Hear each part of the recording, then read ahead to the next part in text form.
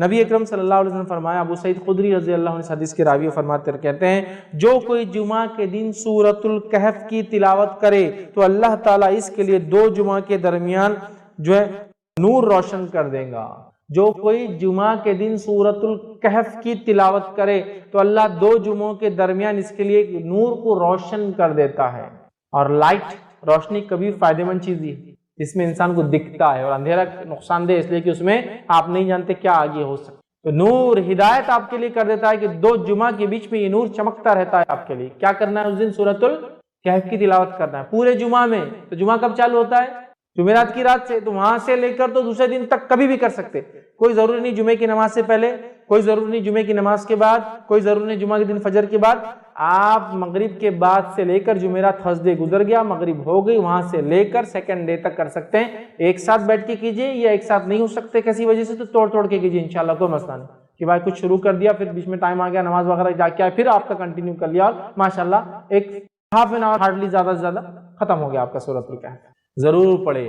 اور سورۃ الکہف جب سب سے افضل اور سب سے عظیم دن میں پڑھنے کا حکم دیا جا رہا ہے تو میں آپ سے یہ کہوں گا سورۃ الکہف کی تفسیر پر بھی ذرا غور کرے کہ کیا وہ سندیش، کیا میسج اور کیا پیغام ہے سورت کے اندر کی سب سے عظیم اور سب سے افضل دن اس کو پڑھنے کا حکم دیا جا رہا ہے۔ جب آپ اس کو پڑھیں گے تو بہت ساری باتیں آپ کو پتہ چلیں گی۔ سورۃ الکہف کے اندر بہت سارے خزانے ہیں چھپے ہوئے، یاد رکھیے، جن کو آپ جب پڑھیں گے جمعہ کے اور سب سے افضل دن تو اس کو یاد رکھیں گے کہ یہ کیا ہے۔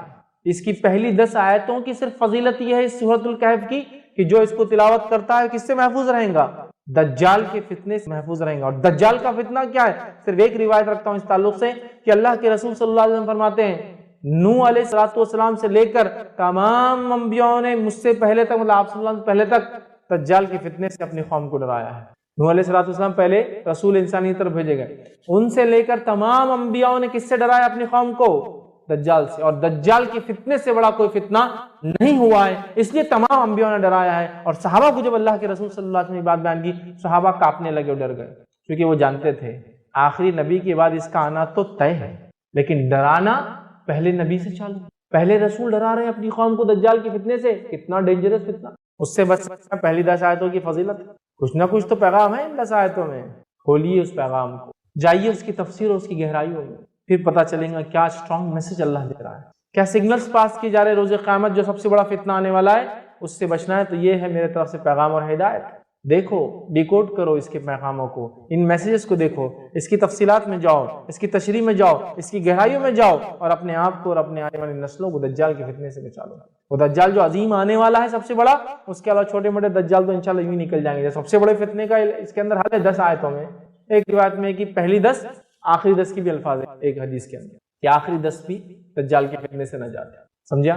سورۃ الکہف پڑھیے، نوجوانوں کے واقعے سے چالو ہوتی ہے جو اپنے رب پر ایمان لائے اور پھر وہ اپنی جانوں کو بچانے ایک گفا میں چھپ گئے، رب العزت نے ان کو نشانی بنا دی۔ جب اٹھے پتہ نہیں کتنے 100 سال بعد، بادشاہ ختم ہو چکا تھا، لوگ ایمان لا چکے تھے، یہ ایمان لائے تھے، کوئی ایمان والا نہیں تھا۔ جب یہ اٹھے دینوں سے تو سب ایمان والے تھے، لوگوں نے پہچان لیا، کہا اچھا تم تو وہ، تمہارے قصے مشہور تھے، لوگ بولتے تھے کچھ نوجوان چلے گئے، وہ تم پہچان لیا۔ لوگ پڑھیے سورت۔ اس دن خاص کیا ہوتا ہے جب یہ پڑھ لیتے ہیں آپ تو ایک جمعہ سے دوسرے جمعہ ایک نور آپ کے لیے روشن کر دیا جاتا ہے۔ یہ سورۃ الکہف کی فضیلت ہے، خاص طور سے جمعہ کے دن پڑھے جانے کے لیے۔ ٹھیک ہے، آئیے اب اس اوپر والی حدیث میں ایک جو نقطہ ہم کو اضافی ملا، اس سے پہلے کی حدیث میں بھی سیم تھا، آدم علیہ السلام پیدا کیے گئے، توبہ کیے، جنت میں ڈالے گئے، دنیا میں بھیجے گئے، انتقال ہوا اسی دن، یہ باتیں تو پتہ چل گئی ہم کو، لیکن ایک اضافی چیز تھی اس کے اندر، وہ یہ تھی اس میں ایک گھڑی آتی ہے، ایک ٹائم ہے جس میں مانگی گئی دعا اللہ رد نہیں کرتا سوائے حرام چیز نہ مانگی جائے۔ آئیے اس کے تعلق سے تھوڑی سی تفصیلات دیکھتے ہیں۔ ابو داؤد کی روایت ہے، نبی اکرم صلی اللہ علیہ وسلم فرمایا، کہا جمعہ کا دن 12 ساعت میں جو ہے 12 گھڑیاں اس کے اندر ہوتی ہے، 12 پارٹس جس کو بول لیجیے عام زبان میں۔ ٹھیک، تو اللہ کے رسول صلی اللہ علیہ وسلم فرماتے جمعہ کے دن میں 12 ساعت ہے، 12 گھڑیاں ہیں، 12 گھڑیاں ہیں یا 12 گھڑیوں کا ہوتا ہے۔ اس میں ایک گھڑی ایسی ہے کہ مسلمان اس گھڑی کو پا کر اللہ سے جو مانگتا ہے تو اللہ اسے ضرور دیتا ہے، لہٰذا اسے تم عصر کے بعد آخر گھڑی میں تلاش کرو۔ جمعہ کا دن 12 گھڑیوں میں آپ نے فرمایا تقسیم ہوتا ہے، اس میں ایک گھڑی ایسی ہے جس گھڑی کے اندر جو مومن دعا مانگتا ہے اللہ اس کی دعا کو رد نہیں کرتا ہے، اور اس گھڑی کو تم عصر کے بعد تلاش کرو، یہ آپ سے فرماتے ہیں، اور تم عصر کے بعد آخری گھڑی میں اس کو تلاش کرو۔ تو گویا جمعہ پورا دن ہے، پورے دن میں عصر کے بعد سے لے کر، اور ہم جانتے ہیں نا دن کب بدلتا ہے، تو میں سمجھ رہا ہوں علم ہوگا، دن مغرب سے بدلتا ہے اسلام میں، رات کے 12 بجے کے چکر میں مت جائیے، ٹھیک ہے، مغرب سے دن بدلتا ہے۔ اس کی دلیل کیا ہے؟ بہت زیادہ تفصیلات میں نہیں جاؤں گا۔ جب رمضان کا مہینہ آتا ہے تو پہلے کیا پڑھتے ہیں؟ تراویح، اور بعد میں روزہ رکھتے ہیں نا، تو مغرب ہوتے ہی چاند دکھ کیا رہی، رمضان شروع ہو گیا، اب تراویح ہوں گی آج، سمجھے آپ، ٹھیک ہے، تو مغرب سے شروع ہوتا ہے۔ اسی لیے جمعہ سے ایک دن پہلے کو اردو زبان میں کیا بولتے ہیں؟ جمعرات، جمعہ کی رات آنے والی ہے، آگاہ ہو جاؤ، ٹھیک ہے، اسی اس کو بولتے ہیں جمعرات، کہ جمعہ کی رات ابھی آ جاتی، یہ دن اہتمام کرو اس کا، ابھی سے پالو۔ تو گویا جمعرات کی رات، تھرسڈے کے دن مغرب سے جمعہ شروع ہوتا ہے، اسی لیے اس کو اردو میں جمعرات بولتے ہیں، جمعہ کی رات آج آ جاتی ہے ایک دن پہلے، پھر جمعہ آتا ہے۔ اب جمعہ کے دن عصر کے بعد آپ سمجھ فرمائے اس کو تلاش کرو، تو جمعہ کے دن عصر کے بعد بولے تو دن کب ختم ہوتا ہے؟ مغرب میں، مغرب سے کیا لگیں گا؟ یوم السبت، ہفتہ لگ جائیں گا، سنیچر لگ جائیں گا، ٹھیک ہے، تو گویا عصر سے مغرب کے بیچ میں ہے۔ اس گھڑی میں مانگی گئی دعا کو اللہ رد نہیں کرتا سوائے حرام چیز نہ مانگی جائے، ڈن۔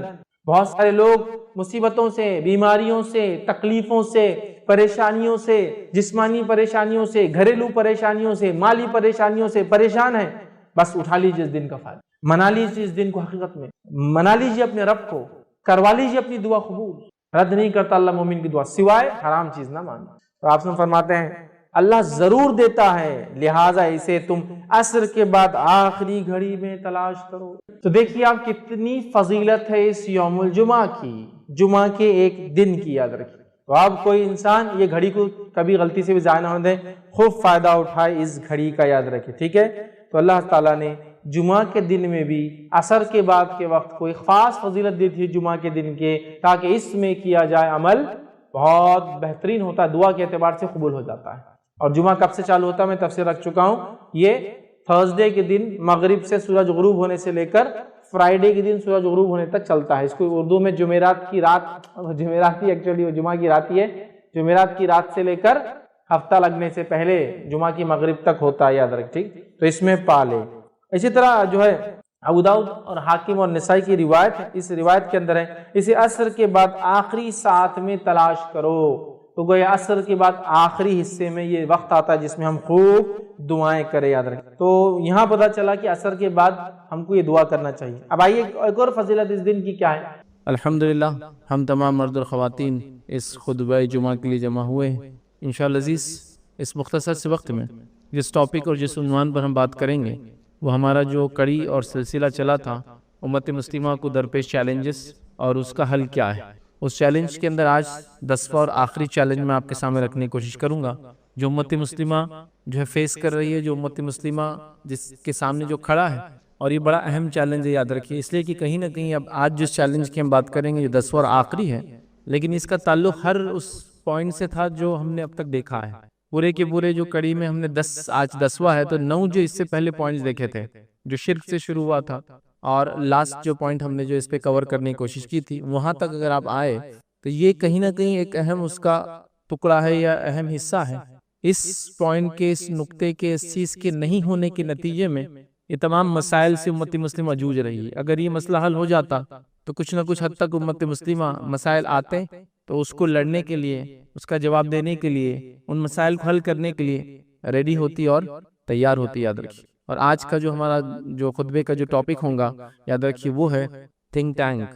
تھنک ٹینک مطلب یہ ہوتا ہے کہ کسی بھی قوم اور امت کے پاس ایسے لوگ اور افراد ہوتے ہیں جو اس پہ کوئی مصیبت، تکلیف، دکھ، پریشانی یا فیوچر میں امت کیا کریں گے، مستقبل میں امت کیا کریں گے، اس کے بارے میں وہ پہلے سے پالیسی بنا لیتے ہیں، گائیڈ لائنز بنا لیتے ہیں، طریقہ کار بنا لیتے ہیں، جسو کہتے کیسے ان مسائل سے جوجیں گی اور امت کیسے گزریں گی اور آگے بڑھیں گی، وہ پہلے سے وہ ساری چیزیں امت کے سامنے رکھ دیتے ہیں۔ اور اس کے بعد جب وہ چیزیں، وہ مسائل درپیش ہوتے ہیں تو امت ان چیزوں کو دیکھتی ہے، رہنمائی آلریڈی موجود ہوتی ہے، امت اس رہنمائی کو لیتی ہے اور امت ان مسائل سے گزر جاتی ہے۔ ابھی امت کے پاس تھنک ٹینک نام کی کوئی چیز نہیں، یاد رکھی، مطلب وہ لوگ، وہ طبقہ جو سوچے اور امت کو جواب دے کہ امت ان مسائل سے گزر رہی ہے یا یہ مسائل آنے والے، چلی گزر رہی ہے وہ ایک الگ بات ہے، آنے والے ہیں اور اس کا حل یہ ہے، شریعت نے یہ بتایا، اور دنیاوی راستے یہ ہے، ہم جس ملک میں رہتے ہیں اس کے لا آف دی لینڈ یہ ہے، اور اس میں ہم اس طریقے سے اس مسئلے سے ایسے جوجیں گے، ایسے نکلیں گے، اور آگے کا لاہ عمل، آگے کا طریقہ کار، فیوچر پلاننگ اور مستقبل میں امت کیا کریں گی اس کا حل یہ ہے۔ لیکن امت مسلمہ کے پاس ایسی کوئی چیز نہیں یاد رکھی۔ یقیناً جو بات میں کہہ رہا ہوں یہ کوئی نئی چیز نہیں یاد رکھی۔ نبی اکرم صلی اللہ علیہ وسلم جب تک دنیا میں تھے تو اللہ رب العزت آپ کو وحی کے ذریعے گائیڈ کرتا تھا۔ تو اب نبی اکرم صلی اللہ علیہ وسلم دنیا سے جانے والے تھے، سلسلہ وحی کا رکنے والا تھا، تو اللہ کے رسول صلی اللہ علیہ وسلم نے ہم کو الٹرنیٹ کیا دیا تھا؟ اللہ رب العزت نے ہم کو کیا دیا کہ نبی اکرم صلی اللہ علیہ وسلم کے دنیا کے جانے کے بعد ہم لوگ کیسے کریں گے کام؟ ایشوز، مسائل، پرابلمز تو آنے والے، آگے بھی آتے رہیں گے، تو سلوشن کیا ہے اس کا، کیسے نکالیں گے ہم؟ تو اللہ رب العزت نے نبی اکرم صلی اللہ علیہ وسلم کی حیات میں ہی وہ طریقہ کار بتا دیا تھا، یاد رکھیں کہ امت اپنے مسائل کیسے نکالیں گی۔ اور وہ آیت کا ایک حصہ ہے جو میں نے آپ کے سامنے تلاوت کی، اللہ رب العزت یاد رکھیے اس آیت کے اندر، سورہ آل عمران سورہ نمبر 3 اور آیت نمبر 159 اس میں اللہ فرماتا ہے اور کہتا ہے، جو آیت میں نے تلاوت کی تھی، اللہ فرماتا ہے وَشَاوِرْهُمْ فِي الْأَمْرِ، اے نبی صلی اللہ علیہ وسلم جب کوئی مسئلہ ہو جائے تو ان صحابہ کے ساتھ بیٹھ کے مشورہ کر لینا۔ وَشَاوِرْهُمْ فِي الْأَمْرِ مطلب اب آگے کیا پلاننگ کرنا ہے، آپ صحابہ کے ساتھ بیٹھنا اور اس کو پلان کر لینا۔ فِي الْأَمْرِ فَإِذَا عَزَمْتَ فَتَوَكَّلْ عَلَى اللَّهِ اور جب آپ کوئی فیصلے پہ پہنچ جائے، جب کوئی آپ مصمم ارادہ پھر کر لے، جو مشورہ آ جائیں گا اس بیسس پہ جب آپ کو فیصلہ کر لے، پھر اللہ پر توکل کر لینا، اس کے بعد اللہ پر بھروسہ کر لینا۔ ان اللہ یحب المتوکلین، اس لیے کہ اللہ تعالیٰ اس پر توکل کرنے والوں کو پسند کرتا ہے۔ آگے بات تو کیا کہا، مشورہ کر لینا۔ نبی اکرم صلی اللہ علیہ وسلم ہے اور ایک قلعے کا جو ہے گھیراؤ کیا جا رہا ہے، یہودیوں کا قلعہ ہے، نبی اکرم صلی اللہ علیہ وسلم جس سے موجود ہے، اور آپ صلی اللہ علیہ وسلم صحابہ سے کہتے ہیں کہ فلاں جگہ ہم پڑاؤ ڈالیں گے۔ ایک صحابی کہتے ہیں کہ اللہ کے رسول صلی اللہ علیہ وسلم میرا مشورہ ہے کہ پڑاؤ یہاں نہیں وہاں ڈالیں گے۔ کہا کیوں؟ کیونکہ اللہ کے رسول ہم جن یہودیوں سے لڑنے آئے ان کے پاس جو ہتھیار ہے وہ اتنے اچھے ہیں کہ وہ یہاں تک اس کی رینج ہے، یہاں تک وہ ہتھیار پہنچ جاتے جہاں خیمے کی آپ بات کریں۔ اللہ کے رسول فرمایا ٹھیک ہے ہم خیمہ پیچھے لگائیں گے۔ دیکھیے ایک صحابی کے مشورے پہ بات ہوئی۔ جنگ احد کے لیے نبی اکرم صلی اللہ علیہ وسلم مشورہ کرتے صحابہ سے کہ میرے صحابہ کیا کہتے ہو، اندر رہ کے ڈیفنس کرے، باہر جا کے آفینسو لڑائی کرے؟ صحابہ کہتے جو نوجوان صحابہ تھے، اللہ کے رسول ہم باہر جائیں گے اور لڑیں گے۔ اس کے بعد اللہ کے رسول نے کہا ٹھیک ہے ہم باہر جا کے لڑیں گے۔ آپ کا بختر، آپ کا جو چیسٹ کے لیے گارڈ آتا تھا، وہ جب لگایا جا رہا تھا تو کچھ صحابہ جو بزرگ عمر کے تھے انہوں نے کہا کہ تم نے کیا کر دیا، یہ نبی اکرم صلی اللہ علیہ وسلم باہر جائیں گے، ان کی جان کو خطرہ ہے۔ تو یہ بہت پھر شرمندہ اور نادم، اور فوراً دوڑے کہا اللہ کے رسول ہم چاہتے ہیں کہ وہ ڈیسیجن آپ واپس لے لے جو ہم نے مشورہ دیا تھا آپ کو کہ باہر نکل کے لڑیں گے، چونکہ آپ کی جان کا اب ہم کو ڈر لگ رہا ہے۔ تو اللہ کے رسول نے فرمایا کوئی نبی کی شان کے لائق یہ بات نہیں ہے کہ وہ ایک بار بختر پہن لے، جنگ کے لیے تیار ہو جائے تو پھر وہ جنگ کیے بغیر پیچھے ہٹے۔ اب نہیں ہو سکتا، یہ جو فیصلہ ہو گیا صحابہ کا مشورہ۔ تو ہم کو وہی کا سلسلہ تو بند ہو گیا، اللہ رب العزت نے قرآن اور سنت کے ذریعے قیامت تک آنے والے سارے مسئلے میں ہم کو گائیڈ کر دیا، لیکن کچھ مسائل آتے رہیں گے امت کے سامنے، تو کیسے حل کریں گے امت؟ یہ طریقہ ہے، وہ ہے وَشَاوِرْهُمْ فِي الْأَمْرِ، چلو مشورہ کرتے ہیں مسائل کے اوپر۔ فَإِذَا عَزَمْتَ فَتَوَكَّلْ عَلَى اللَّهِ، پھر جب فیصلہ کر لو اس معاملے میں، اس مشورے کے اندر، پھر اللہ پر توکل کرو۔ اللہ توکل کرنے والوں کو، اپنے بھروسہ کرنے والوں کو پسند کرتا ہے۔ تو یہ ہے طریقہ آگے چلنے کا، اور یہ جو میں نے شروع میں کہا تھنک ٹینک، ایسے لوگ جو سوچے امت کے بارے میں، یہ آیت اس کی دلالت کرتی۔ آئیے دوسری آیت اللہ رب العزت کیا فرماتا ہے اس آیت کے اندر، اور یہ آیت یاد رکھیں سورہ نساء، اس کی آیت نمبر جو ہے 83 ہے، 83 نمبر کی آیت ہے۔ اللہ فرماتا ہے اور کہتا ہے اور جب ان کے پاس امن یا خوف کی کوئی خبر جو ہے پہنچتی ہے، یہ منافقین کے بارے میں بات ہو رہی، جب ان کے پاس کوئی خوف کی، امن کی خبر پہنچتی ہے تو اس جو ہے اسے مشہور کر دیتے ہیں۔ تو منافق کیا کرتے ہیں، اس سنی باتوں پہ چیزوں کو مشہور کر دیتے تھے۔ جیسا خبر آ گئی نعوذ باللہ مسلمان ہار گئے، بس مشہور کر دیا، پہلے خبر آ گئی کہ مشرکین بہت تعداد میں آ رہے، پھیلا دیا مسلمانوں میں، تاکہ ایک ڈر خوف ہو جاتا نا، اب کسی فوج سے پہلے کو پھیلا دے وہ اتنے بڑے فلاں ہیں۔ تو اللہ فرماتا ہے اور جب ان کے پاس امن یا خوف کی کوئی خبر آتی ہے، پہنچتی ہے، تو اس کو مشہور کر دیتے ہیں، اور اگر اس کو پیغمبر مطلب رسول اللہ صلی اللہ علیہ وسلم اور اپنے سرداروں کے پاس، اولو الامر جو ان کے اندر ہے، ذمہ دار جو صحابہ ہیں، ان کے پاس پہنچاتے تو تحقیق کرنے والے اس کی تحقیق کر لیتے۔ تو یہ بات پھیلانے سے پہلے منافقین کیوں نہیں ایسا کرتے کہ اللہ کے رسول صلی اللہ علیہ وسلم کے پاس چلے جائے، ان صحابہ کے پاس جائے، اولو الامر تھے، ہر صحابی ایک درجے کا نہیں تھا، یاد رکھیں۔ ہے نا، ابو بکر صدیق ہے اس کے اندر، عمر بن خطاب ہے اس کے اندر، عثمان بن عفان ہے اس کے اندر، علی بن ابی طالب اور دیگر یاد رکھے جن کا درجہ ظاہر سی بات ہے سب سے اعلیٰ ہے. تو کیوں نہیں جاتے اور اپنے سرداروں کے پاس، نبی اکرم صلی اللہ علیہ وسلم خود موجود ہے، بڑے بڑے صحابہ ہیں، ان کے پاس پہنچاتے اور وہ تحقیق کر لیں گے، اور تحقیق کر کے جو ہے کر لیتے. اگر تم جو ہے اللہ کا فضل تم پر اور مہربانی نہ ہوتی تو چند اشخاص کے سوا سب شیطان کے پیروکار ہو جاتے. یہ فالتو خبریں سن کر، یہ فیک نیوزیں سن کر، یہ صرف جو باتیں یہ منافقین نے مشہور کر دی ہے، اگر یہ باتیں تم سنتے تو سب شیطان کے پیروکار ہو جاتے. مطلب اس پہ کوئی ڈیسیجن لے لیتے تم، فلاں قوم نے آپ پہ حملہ کر دیا، جبکہ انہوں نے حملہ نہیں کیا، وہ صرف آپ سے بات کرنے آئے، بات مشہور کر دی، اب مسئلہ ہو گیا نا. تو یہاں اللہ رب العزت فرما رہا ہے کہ پھر کیوں نہیں بات جو ہے بڑوں کی طرف پہنچائی جا رہی، کیوں نہیں بات اللہ کے رسول کے پاس پہنچائی، کیوں نہیں صحابہ کے پاس جو اس کے اندر الامر ہے، ذمہ دار ہے، پھر وہ تحقیق کریں گے اور آپ کو اس کا تحقیق کرنے کے بعد بتائیں گے ایسا نہیں ہے جو تم بول رہے ہو. تو آج مسئلہ وہی یاد رکھیے، امت کے پاس کوئی ایسا گروہ، کوئی ایسا طبقہ، کوئی ایسی آرگنائزیشن، کوئی ایسی تنظیم نہیں ہے. میں یہ نہیں کہہ رہا ہوں بالکل نہیں ہے، لیکن اس کی کیا حالت ہے اور اس کا کیا حال ہے. بہرحال اب میں آپ کو کیا بتاؤں، نہ ان تنظیموں کے نام کبھی آپ نے سنے ہوں گے، نہ ان کے ذمہ داروں کے نام کبھی آپ کو پتا ہوں گے، نہ قوم کو انہوں نے کوئی ایسا ڈیسیجن دیا ہوگا جس کو قوم لے کر کہے کہ ہاں یہ ہے، نہ ان کے پاس ڈیسیجن میکنگ کی کوئی صلاحیت ہے، نہ قوم کے پاس سننے کا ذرہ برابری جذبہ ہے. اس قوم کا المیہ یہ ہے کہ اس کے اندر جس کو ہم کہیں گے وہ لوگ اپنے آپ کو زیادہ تعداد میں سمجھتے جن کے پیچھے دوسرے لوگ چلے. مطلب قوم کسی کے پیچھے چلنا پسند نہیں کرتی، ہر آدمی یہ چاہ رہا ہے کہ میرے پیچھے لوگ چلے. یہ سب سے بڑا مسئلہ ہے. تب کیسے ہوں گا اس معاملے میں یاد رکھیں. تو آج مسلمانوں کے پاس کوئی تھنک ٹینک نہیں ہے، کوئی انٹرنیشنل نیشنل لیڈرشپ نہیں ہے، کوئی ریلیجیس، پولیٹیکل یا سوشل لیڈرشپ بھی نہیں. یاد رکھیں. آئیے ہم دوسری قوموں کی مثال لیتے ہیں. دنیا کے اندر ایک بڑا مذہب ہے، مسلمانوں سے زیادہ ان کی تعداد ہے، عیسائیت. عیسائیت کے اندر ایک بڑا طبقہ جس کو کیتھولک بولتے ہیں. یاد رکھیں. ٹھیک ہے، کیتھولک ان کے اندر ایک بڑا طبقہ. یاد رکھیں ان کے پاس ایک عالمی لیول کی لیڈرشپ ہے، اور وہ پہلے سیاسی لیڈرشپ بھی تھی اور مذہبی لیڈرشپ بھی تھی. پچھلے 100 سال پہلے ان کو الگ کر کے ان کو سیاست سے الگ کر دیا گیا، وہ صرف مذہبی لیڈرشپ ہے. اور اس لیڈرشپ کو کہتے ہیں پوپ، پاپائیت بولتے ہیں، پاپا بھی بولتے ہیں. یاد رکھیے اس کو عربی کے اندر یا اردو کے اندر. تو پوپ جو ہے ان کا یہ پہلے ریلیجیس لیڈر بھی تھا اور جس کو کہتے ہیں یہ پولیٹیکل لیڈر بھی تھا. یاد رکھیے جب اس کو ریلیجیس لیڈرشپ کی اس کی الگ کر کے کہا کہ تم سیاست کو چھوڑ دو، الگ ہو جاؤ، تو انہوں نے ڈیمانڈ کیا، تو ان کو ایک ملکی بنا کے دے دیا گیا جو دنیا کا سب سے چھوٹا ملک ہے، اس کو بولتے ہیں ویٹیکن سٹی. چونکہ ظاہر سی بات ہے ان کو وہ ذہنی طور سے بھی رکھنا تھا کہ ٹھیک ہے آپ کو ایک الگ ہی ملک بناتے ہیں، اس کی کرنسی بھی اپنی ہے، اس کا اسٹیمپ بھی اپنا ہے، اور دنیا کا سب سے چھوٹا ملک ہے، آدھے میل بائی آدھے میل کا وہ ملک ہے. یاد رکھیے مطلب بمشکل 700 میٹر بائی 700 میٹر کا پورا کنٹری. یاد رکھیے اس کو بولتے ہیں ویٹیکن سٹی، اٹلی کے اندر آتا ہے. تو اس کو سیاست سے الگ کر دیا، مذہبی اس کو رہنما کر دیا. تو پورے کیتھولک چرچ اس کو آج بھی مانتا ہے. مطلب یہ کہ اگر اس نے کہہ دیا کہ فلاں چیز ہو تو سارے لوگ بعمل ہو جاتے ہیں. تو ایٹ لیسٹ ان کے پاس ایک ریلیجیس لیڈرشپ ہے. آپ کے پاس بتائیے کون سی لیڈرشپ ہے؟ اگر آپ یہ کہتے ہیں کہ ہم جو حرم کے امام کو جو لیڈر مان لیں گے، تو ہم میں سے تو ایک بڑا طبقہ کہتا ہے وہ تو کافر ہے، تو وہ ظاہر سی بات ہے لیڈرشپ کیسی ہوں گی؟ ایک بڑا مسلمانوں کا طبقہ کہتا ہے کہ ان کے پیچھے تو نماز ہی نہیں ہوتی، حج عمرے کو جاتے ہیں تو الگ سے نمازیں پڑھتے ہیں، تو اب وہ لیڈرشپ بھی فیل ہو گئی. اب کس کو آپ لیڈر مانیں گے؟ مطلب ویٹیکن سٹی ان کا ایک چرچ ہے، اس کی ایک بہت مقدس جگہ ہے ان کے اعتبار سے، تو وہ اس کے لیڈر کو دنیا کا عالمی لیڈر مانتے ہیں. آپ کے پاس کیا ہے؟ آپ تو حرم کے امام کو مسلمان نہیں ماننے کو تیار. اکثر لوگ ان کے پیچھے نماز نہیں ہوتی، وہ تو فلاں ہے. اور مطلب آپ کا اور ہم امت مسلمہ اکثریت کا یہ کہنا ہے کہ نعوذ باللہ اللہ تعالیٰ اپنے گھر کی بھی حفاظت نہیں کر پایا اور وہاں ایسے لوگوں کو مسلط کر دیا جن کے پیچھے میری نماز ہی نہیں ہوتی. اللہ اللہ، اب کیا کریں گی امت بتائیے؟ تو امت کا یہ حال ہے. تو یہ ہوا ریلیجیس لیڈرشپ. اب سیاسی لیڈرشپ تو مجھے بتانے کی ضرورت نہیں آپ کو. عالمی سطح پر کس کو بتائیں گے آپ کہ یہ ہمارا رہنما ہے؟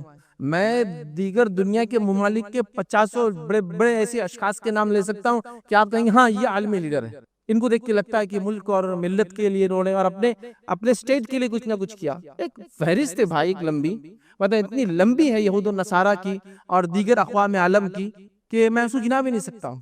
آپ کو ایسا بتائیے چلیے مسلمان دنیا کے اندر، عالم اسلام جس کو عام زبان میں کہتے ہیں، مسلم دنیا کے اندر، جس کے اندر کم و بیش 50 سے زائد 56 سے 57 ملک ہیں، ان 56 سے 57 ملک کا ایک رہنما بتائیے جس کو آپ کہیں گے یہ ہمارا پولیٹیکل لیڈر ہے، یا یہ سیاسی فکر ہم سمجھتے ہیں اور یہ سیاسی فکر صحیح ہے. بتائیے آپ.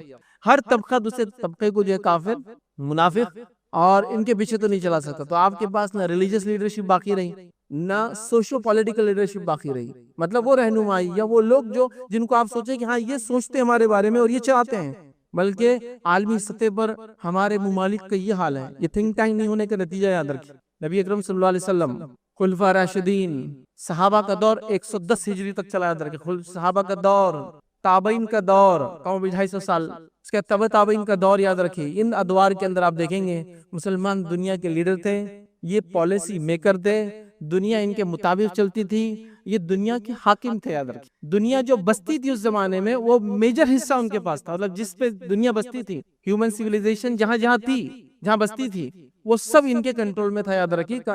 سمجھ لیجئے آپ صلی اللہ علیہ وسلم دنیا جانے کے 200 سال بعد کا یہ حال ہے، اور وہاں سے پھر وہ وہی سلسلہ الحمدللہ تقریباً 15ویں 16ویں صدی تک چلا۔ اس کے بعد زوال کا دور چالو ہوا، پھر یوروپین سائر انہوں نے کولونائزیشن کیا، اور پھر مسلمان ممالک کو ٹکڑے ٹکڑے کر کے بانٹ لیا، تم یہ لے لو، تم وہ لے لو، تم وہ لے لو، مطلب مسلمانوں کی جان مال عزت اور ممالک جو ہے یہ ایک کیک کی مانند تھا، جو آ رہا ہے بس کاٹ رہا ہے، جتنا حصہ لینا چل تو کھا لے، اتنا حصہ اس کو دے دے، بچاؤ پھینک ڈالو، ان کی ضرورت نہیں، یہ حال کیا پھر یاد رکھیے۔ ہم بھول گئے یاد رکھیے، سب بھول گئے یاد رکھیے، کوئی لیڈر نہیں ہے، کوئی لیڈرشپ نہیں ہے، نہ کوئی ریلیجیس لیڈرشپ ہے، نہ کوئی سوشل لیڈرشپ ہے، نہ کوئی پولیٹیکل لیڈرشپ ہے، کچھ بھی نہیں یاد رکھیے ہمارے پاس۔ کیوں امت اس حالت میں پہنچی یاد رکھیے، کیسے اس حالت کو دور کیا جائے، فیوچر پلاننگ کیسی کریں گے امت بتائیے، کل کیا ہونے والا آپ کیسے وہ کریں گے، فلاں مسئلہ آ گیا، کسی کو پتہ بھی نہیں مسئلہ کیا ہے، تعجب کی بات یہ ہے، اب کیسے سمجھائے، مذہبی رہنماؤں کو جا کے بیٹھ کر بتانا پڑ رہا ہے، اس کا بھی بیٹھنے کا طریقہ ہی ہے، شیخ کے پاس بیٹھنے کا طریقہ رہتا ہے، دو زان ہو کر بیٹھنا، عزت کے ساتھ بیٹھنا، احترام کے ساتھ بیٹھنا، ان کے وقت کے ساتھ بیٹھنا، ان کے سامنے جا کے بیٹھنا، نظروں کو نیچی رکھنا،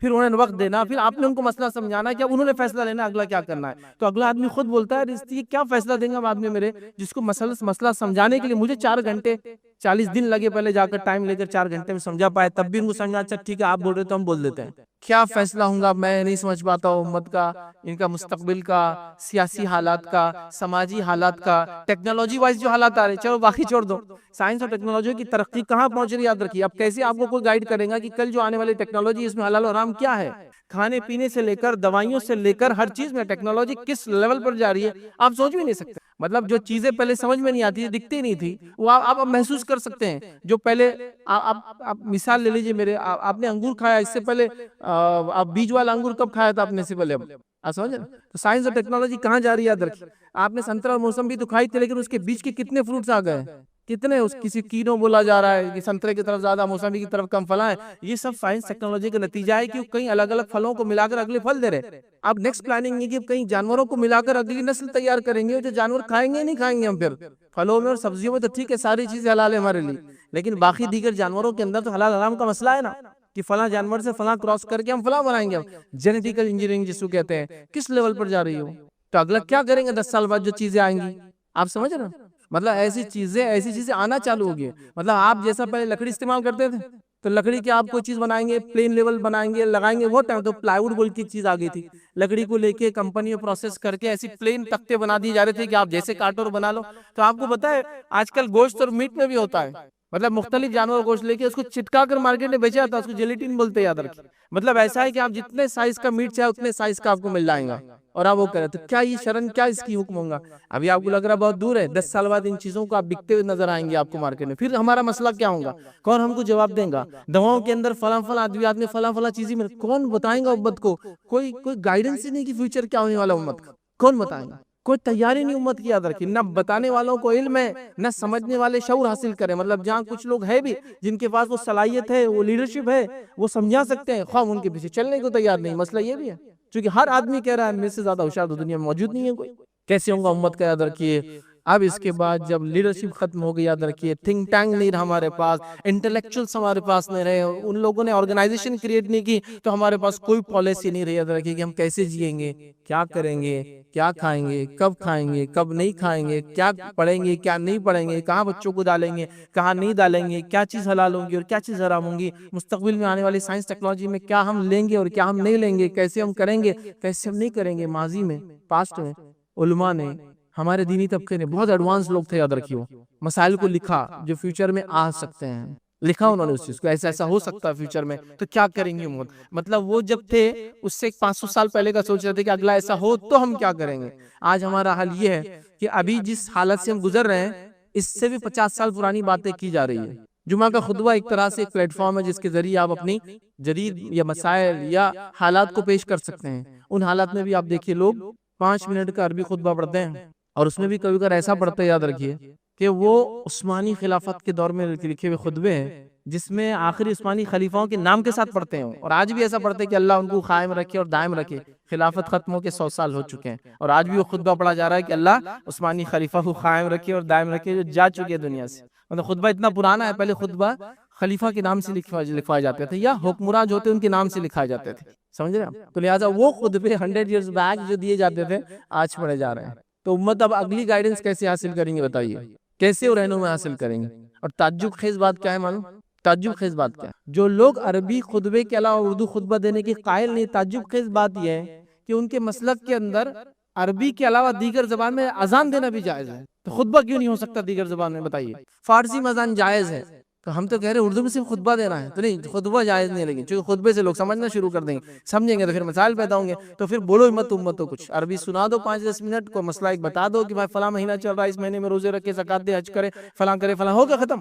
ٹھیک ہے، یہ تو تھا ہمارا ریلیجس معاملہ، دینی معاملہ ہو گیا. لیکن جس دنیا سے گزر رہے ہیں وہ تو ہم کو بول رہے کہ فلاں فلاں چیز نہیں ہوگی تمہاری شہریت چھین جائیں گی، تو اب میں اس مسئلے میں کیا کروں؟ وہ تو بول رہے فلاں چیز آپ کو لینا، کھانا پینا اور فلاں چیز کرنا ضروری ہے. کیا میرے دین کے اندر یہ اجازت ہے کہ میں چیز کھاؤں پیوں لگاؤں؟ میں اس کے بارے میں کیا کروں گا؟ کون سلوشن دے گا؟ کون ریپریزنٹ کرے گا؟ کون آگے بڑھ کر بات کرے گا؟ حالات دیکھیے اب کیا ہو چکی ہے. مطلب کس حالت میں ہم آ چکے ہیں، اور سسٹمیٹیکلی امت کو جو مس گائیڈ کیا گیا ہے، سسٹمیٹیکلی امت سے ذمہ دار اور ایسے لوگ جو باشعور باعقل تھے ان کو ختم کیا گیا ہے، ان کو ہٹایا گیا. یاد رکھیے، اور امت اس حالت میں آ چکی، یاد رکھیے کہ آج ان کو پتہ نہیں ہے کہ کیا کرنا ہے، جس کے نتیجے میں کیا ہو رہا ہے معلوم آپ کو؟ قتل اور غارت گری، لوٹ مار عام ہو چکی. یاد رکھیے امت مسلمہ کی عزتوں کی، جان اور مال کی. آپ ذرا سوچو، کبھی خالی سوچو، کوئی ایک آدمی آتا ہے ایک رات، اور ایک آزاد ملک، آزاد ٹھکانہ اللہ رب العزت نے فرما دیا وہ جہنم ہونے والا ہے. اور انسان اپنی زندگی میں چاہے کتنے بھی گناہ کرے، یاد رکھیے اللہ کی رحمت سے کبھی مایوس نہ ہو. یقیناً آج کا میرا عنوان توبہ اور استغفار نہیں ہے. توبہ استغفار میں نے ایک تفصیلی بیان دیا، آپ اس کو دیکھ سکتے ہیں نیٹ پر اور DVD کی شکل میں. آج میرا عنوان ہے وہ اعمال جو گناہوں کو دھو دیتے ہیں. توبہ اور استغفار ایک الگ چیز ہے، وہ کرنے سے تو اللہ سب کچھ معاف کرتا ہے، لیکن ایسے بھی کچھ اعمال اللہ کے رسول صلی اللہ علیہ وسلم نے اور اللہ نے بتائے ہیں جو اعمال کرنے سے ہمارے گناہ دھل جاتے ہیں.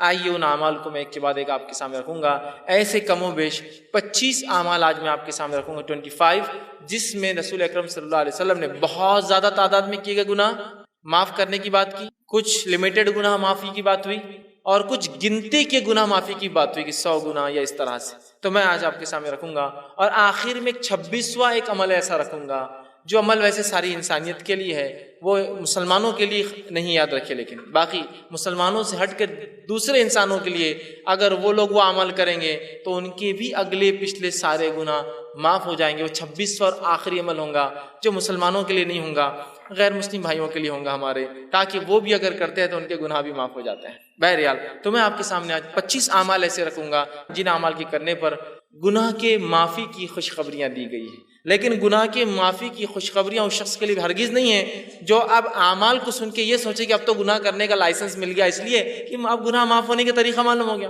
اگر میں آپ کو ایک اریزر دوں، ربر دوں، بچے ہوتے ہیں نا جب پینسل سے لکھتے ہیں تو ان کو اریزر ربر دیا جاتا ہے. اگر میں آپ کو اریزر دوں، ربر دوں کہ اس کو مٹا لیا جائے، ایک آدمی جو اکاؤنٹس کرتا ہے سمجھ لیجیے، اور وہ پین سے لکھ رہا ہے، پینسل سے لکھتا ہے اور غلطیاں ہوتی ہیں، تو وہ سوچتا ہے کاش کوئی ایسی چیز جس سے مٹا دوں. اب میں اس کو اریزر دے رہا ہوں کہ بھائی میرے اگر کچھ غلطی ہو تو اریزر سے مٹا لیا کرو. اب اس نے کیا سمجھا معلوم آپ کو؟ اریزر جب آ گیا اس کے بعد اس کو لگا کہ اب غلطیاں کرنا چاہیے، اس لیے کہ اریزر ہاتھ میں آ گیا ہے. جبکہ اریزر ربر اس لیے دیا گیا تھا غلطی ہو جائے تو مٹا لو. تو توبہ اور استغفار اس لیے نہیں ہے کہ آپ گناہ کریں ہم اور توبہ کریں، وہ اس لیے کہ غلطیاں ہو جائے تو ہم توبہ کریں، معصیت ہو جائے تو. تو آج جو عمل میں رکھوں گا ان کا مقصد بھی ہے جو ہو جاتے ہیں انسان ہونے کے ناطے اس کو کیسے مٹایا جائے ان گناہوں کو. آئیے سب سے پہلا عمل قرآن سے کچھ 5 عمل رکھوں گا اور 20 باتیں جو حدیث سے میں رکھوں گا جو میں ملتی ہے. پہلا عمل جو ہم کو کرنا ہے جو گناہوں کو مٹا دیتا ہے، جس کے تعلق سے اللہ رب العزت نے قرآن نے فرمایا ہے، اور وہ سورہ جو ہے انفال سورہ نمبر 8 آیت نمبر 20 میں اللہ نے فرما کہا ہے، وہ ہے اللہ کا تقوی اختیار کرنا. اللہ کا تقوی اختیار کرنا ایک ایسا عمل ہے جس سے اللہ رب العزت چاہے انسان کتنے ہی گناہ کرے ان گناہوں کو دھو دیتا ہے، گناہوں کو مٹا دیتا ہے، گناہوں کو صاف کر دیتا ہے. اللہ رب العزت فرماتا ہے سورہ انفال سورہ نمبر 8 آیت نمبر 20 کے اندر کہتا ہے، یا ایھا الذین آمنوا ان تتقوا اللہ یجعل لکم فرقانا ویکفر عنکم سیئاتکم ویغفر لکم واللہ ذو الفضل العظیم. دیکھیے اللہ رب العزت نے کیا فرمایا اور کہا، یا ایھا الذین آمنوا، اے وہ لوگو جو ایمان لائے ہو، تم اگر اللہ کا تقوی ڈر اختیار کرو گے، اللہ کا پاس و لحاظ اختیار کرو گے، تو ہم تمہیں ایک فرق کرنے والی چیز عطا کریں گے، فرقان عطا کریں گے، فرق کرنے والی چیز عطا کریں گے۔ وَيُكَفِّرْ عَنْكُمْ سَيِّئَاتِكُمْ، اور تم سے تمہارے گناہوں کو معاف کر دیں گے، وَيَغْفِرْ لَكُمْ، اور تمہاری مغفرت کر دیں گے، وَاللَّهُ ذُو الْفَضْلِ الْعَظِيمِ، اور اللہ بہت بڑے فضل کا مالک ہے۔ تو دیکھیے جو تقوی اختیار کرتا ہے، اللہ کا تقوی کا معنی ہوتا ہے پاس و لحاظ رکھنا، عام معنی ڈر ترجمہ ہوتا ہے، لیکن پاس و لحاظ رکھنا بھی ایک معنی ہے کہ جس رب نے مجھے پیدا کیا اس کا پاس و لحاظ رکھوں، اس کا خیال۔ جیسے کہ آپ سواری میں سوار ہیں، بس میں سوار ہیں، ایک بوڑھا آدمی آتا ہے تو آپ اس کو اپنی جگہ دیتے، کیوں؟ اس کی عمر کا پاس و لحاظ رکھتے ہیں آپ۔ تو اسی طرح اللہ کا تقوی مانے میرے رب نے مجھے پیدا کیا، اس کا میں پاس و لحاظ رکھوں، اور جو وہ کہتا ہے وہ کروں، جس سے روکتا ہے اس سے رکوں۔ تو کہا جو اللہ کا ڈر اختیار کرے گا، ایمان والو تم اگر اللہ کا ڈر اختیار کرو تو میں تمہیں ایک فرقان، فرق کرنے والی چیز عطا کروں گا، اور تمہارے گناہوں کو معاف کر دوں گا، اور جو ہے تمہاری مغفرت کر دوں گا، اور اللہ جو ہے بڑے فضل کا مالک ہے، اللہ رب العزت نے بیان کی۔ تو اس چیز کو ہمیں سمجھنے کی بے انتہا ضرورت ہے۔ اللہ کے تقوی کی بہت بہت بہت بڑی اہمیت یاد رکھی شریعت، جو کہ آج ہم بھول چکے، یاد رکھیے بھول چکے۔ تقوی کے اتنے فائدے ہیں۔ ویسے آج کا عنوان چونکہ وہ اعمال ہے جو گناہوں کو مٹا دیتے ہیں، اس لیے میں دوسرے فائدے نہیں رکھ رہا ہوں۔ اتنے فائدے اسی کو انتہا نہیں تقوی اختیار کرنے کے، لیکن افسوس کی بات ہے اللہ کا تقوی آج بہت کم ہمیں نظر آتا ہے، اس لیے کہ جس کے پاس اللہ کا تقوی ہو وہ ہر گناہ سے پہلے سوچتا ہے کہ میرے رب کو مجھے جواب دینا ہے، اس کا پاس و لحاظ رکھوں اور میں ان گناہوں سے اپنی نفس کو بچاؤں۔ اور جس کے پاس تقوی نہیں ہوتا، ہم دیکھتے ہیں وہ جانوروں سی اور من مانی زندگی دنیا میں گزارتا ہے۔ دوسری جگہ سورہ طلاق، سورہ نمبر 65 آیت نمبر 4 اور 5 میں اللہ فرماتا ہے، کہتا ہے وَمَن يَتَّقِ اللَّهَ يَجْعَل لَّهُ مِنْ أَمْرِهِ يُسْرًا، جو اللہ کا تقوی اختیار کرتے ہیں ہم اس کے کام میں آسانیاں کر دیتے ہیں۔ آگے فرمائے أَمْرِهِ يُسْرًا ذَلِكَ أَمْرُ اللَّهِ أَنزَلَهُ إِلَيْكُمْ وَمَن يَتَّقِ اللَّهَ يُكَفِّرْ عَنْهُ سَيِّئَاتِهِ وَيُعْظِمْ لَهُ أَجْرًا۔ دیکھیے اللہ کیا فرماتا ہے اگلی آیت میں کہ جو اللہ کا ڈر پاس و لحاظ اختیار کرتا ہے اللہ اس کے معاملات آسان کر دیتا ہے۔ اور اللہ رب العزت آگے فرما رہا ہے کہ اللہ نے جو ہے تمہارے طرف ایک اپنا ایسا حکم اتارا ہے کہ اگر اس حکم کے مطابق تم تقوی اختیار کرو تو اللہ تمہارے گناہوں کو جتنے سیئات ہیں اس کو معاف کر دے گا، اور اللہ تعالیٰ بہت بڑے اجر دینے پر قادر ہے، بہت بڑے اجر کا مالک ہے۔ تو یہاں بھی دیکھیے تقوی اختیار کریں گے تو معافی کی بات ہوئی، ہمارے گناہوں کو مٹا دینے کی بات ہو رہی ہے۔ تو سب سے پہلا کام مجھے اور آپ کو جو کرنا ہے وہ اللہ کا تقوی اختیار کرنا ہے، اس لیے کہ اس کے بہت سارے فائدے ہیں۔ نبی اکرم صلی اللہ علیہ وسلم جو خطبہ حاجہ پڑھتے ہیں، اس خطبہ حاجہ میں یہ آیت آپ بار بار جو ہے تلاوت کیا کرتے تھے، جو میں نے بھی خطبے کے ابتدا میں پڑھی، یا ایھا الذین آمنوا اتقوا اللہ وقولوا قولا سدیدا، اے وہ لوگوں جو ایمان لائے ہو سیدھی اور سچی بات کرو، یصلح لکم اعمالکم، اللہ تمہارے اعمال کی اصلاح کرے گا، ویغفر لکم ذنوبکم، تمہارے گناہوں کو معاف کرے گا۔ تو یہاں بھی دیکھیے اللہ رب العزت نے فرمایا کہ یا ایھا الذین آمنوا اتقوا اللہ، اے وہ لوگ جو ایمان اللہ کا تقوی اختیار کرو، اگر تقوی اختیار کرو گے تو تمہارے اعمال کی اصلاح کریں گا، وَيَغْفِرْ لَكُمْ ذُنُوبَكُمْ، تمہارے گناہوں کو بھی معاف کر دیں گا۔ تو یہ بے انتہا ہمارے لیے ضروری ہے کہ ہم اللہ کا تقوی اختیار کریں اگر ہم چاہتے ہیں کہ اللہ ہمارے گناہوں کو معاف کرے۔ دوسرا عمل ہمیں جو کرنا ہے جو قرآن سے ملتا ہے، جس کی اختیار کرنے سے انشاءاللہ ہمارے گناہ دھل جائیں گے، معاف ہو جائیں گے، مٹا دیے جائیں گے، اللہ انہیں بخش دیں گا، اپنی رحمت سے انہیں ختم کر دیں گا، وہ عمل ہے اطاعت رسول صلی اللہ علیہ وسلم۔ نبی اکرم صلی اللہ علیہ وسلم کی اطاعت سارے زندگی کے ہر شعبے میں، پیدائش سے لے کر موت تک، لمیٹڈ ایڈیشن نہیں۔ ہمارے پاس سنت کی بات، اتباع سنت کی بات بہت مختصر ہوتی ہے، کبھی کبھار ہوتی ہے نا، بہت مختصر۔ کب جب جھگڑا ہو جائے تو چل رہا حدیث میں کیا آتا ہے چلو دیکھیں گے، عام اس میں نہیں، جب تک جھگڑا نہیں چلنے دو جو چل رہا ہے معاملہ، ہے نا۔ یہ بڑی اہم چیز ہے زندگی کے ہر شعبے میں کہ ہماری پیدائش کتاب و سنت کے مطابق، ہمارے جو ہے موت کتاب و سنت کے مطابق، ہمارے نکاح کتاب و سنت کے مطابق، ہمارے معاملات کتاب و سنت کے مطابق، ہمارا لین دین کتاب و سنت کے مطابق، ہمارے اخلاق کتاب و سنت کے مطابق، ہمارا اٹھنا، سب چیزیں نبی اکرم صلی اللہ علیہ وسلم کے مطابق ہو۔ یہ نہیں کہ بس زندگی کے مخصوص شعبہ میں تو اختیار کر لیے، باقی میں وہی معاملہ چل رہا ہے۔ اطاعت رسول صلی اللہ علیہ وسلم کا نتیجہ یہ ہے، سورہ آل عمران سورہ نمبر 3 آیت نمبر 31 میں اللہ نے فرمایا، جو خطبے میں نے آیت تلاوت کی، قل ان کنتم تحبون اللہ فاتبعونی یحببکم اللہ ویغفر لکم ذنوبکم واللہ غفور رحیم۔ اے نبی کہہ دیجئے، قل ان کنتم تحبون اللہ، اگر تم اس کا دعویٰ کرتے ہو کہ تم اللہ سے محبت کرتے ہو، فاتبعونی، تو تمہیں، اے نبی کہہ دیجئے لوگوں سے، اگر تم دعویٰ کرتے ہو اللہ کی جو ہے محبت کا، تو میری اتباع کے سوا کوئی چارہ نہیں ہے۔ نبی کو کہا جا رہا ہے کہو وَيَغْفِرْ لَكُمْ ذُنُوبَكُمْ، اور جو نبی کی اتباع کریں گا اللہ اس کے گناہوں کو معاف کر دے گا۔ واللہ غفور الرحیم، اللہ بہت زیادہ بخشنے والا اور رحم کرنے والا ہے۔ تو یہاں دیکھیے بات واضح ہو رہی ہے، اور ایسی کئی آیت ہیں، سینکڑوں آیتیں قرآن میں، کہ نبی کی اتباع کرنے والے کے گناہ معاف ہو جاتے ہیں، اور نبی کی موجودگی میں تیز آواز سے بات کرنا بھی اعمال کو برباد کرنے کے لیے اور جہنم میں جانے کے لیے کافی ہوتا ہے۔ دونوں ہی بات یاد رکھیں، نبی کی اتباع گناہوں کو معاف کر دیتی ہے، اور نبی کی نافرمانی اس حد تک کہ نبی کے موجودگی میں تیز آواز سے بات کرنا بھی انسان کے جو ہے گناہوں کو معاف کر دے، جو ہے انسان کے جو ہے نیکیوں کو، اگر نبی کی موجودگی میں تیز آواز سے بات بھی کرے تو اس کی نیکیاں برباد ہو جاتی ہے، یاد رکھیے، اس کے نام عمل خالی ہو سکتا ہے۔ سورہ جو ہے حجرات اٹھا کر آپ دیکھیے، ابتدائی آیت ہے اسی پر ہے، نبی کی موجودگی میں تیز آواز بھی نہیں کرنا ہے، یاد رکھیے، یہ بات بڑی اہم ہے۔ اور نبی کے ادب میں ایک چیز یہ بھی یاد رکھیے، نبی کے ادب میں یہ چیز شامل ہے کہ نبی کا نام لے کر نہ پکارا جائے۔ اللہ رب العزت نے اپنی کتاب میں رسول اکرم صلی اللہ علیہ وسلم کو صرف 4 بار نام سے پکارا ہے۔ ایک بار تذکرہ تو عیسیٰ علیہ السلام کے واقعے میں ہو کہ عیسیٰ علیہ السلام نے بشارت دی کہ میرے بعد ایک نبی آئیں گے جس کا نام احمد ہوگا، واقعہ چونکہ اس میں تذکرہ ہے۔ 4 بار نام لیا، صرف 4 آیتیں صرف۔ اس کے بعد جو اللہ رب العزت نے یا ایھا الرسول، یا ایھا النبی، یا مدثر، یا مزمل، ہے نا، نام لیا۔ ادب ہے، ان لوگوں کو غور سے سننا چاہیے جو دھڑلے سے چلا کر یا محمد یا محمد کتنی بار بول رہے ہیں، یہ ادب ہے نبی کا۔ اور پتہ نہیں گا رہے ہیں اس کو، اور پتہ نہیں گانے میں 1000 بار وہ نام آ رہا ہے۔ نبی اکرم صلی اللہ علیہ وسلم کا نام آنے پر آپ پر درود بھیجنا ہم پر واجب ہے۔ تو اللہ عزت کر رہا ہے اپنے نبی کی، اور اللہ نے نام بہت مختص 4 ہی بار لیا صرف اپنے نبی کا۔ یہ ادب ہے نبی کا، یاد رکھیں۔ صحابہ بھی اللہ کے رسول صلی اللہ علیہ وسلم کو نام سے نہیں پکارتے تھے، یہ بات سن۔ تو اطاعت رسول اتنی اہم چیز ہے کہ اطاعت کرو گے جنت میں جاؤ گے، گناہ معاف ہوں گے۔ اطاعت نہیں کرو گے، صرف نبی کی موجودگی میں تیز آواز بھی کرو گے، تو اپنے نام اعمال کو جو ہے خالی پاؤں گے روز قیامت نیکیوں سے۔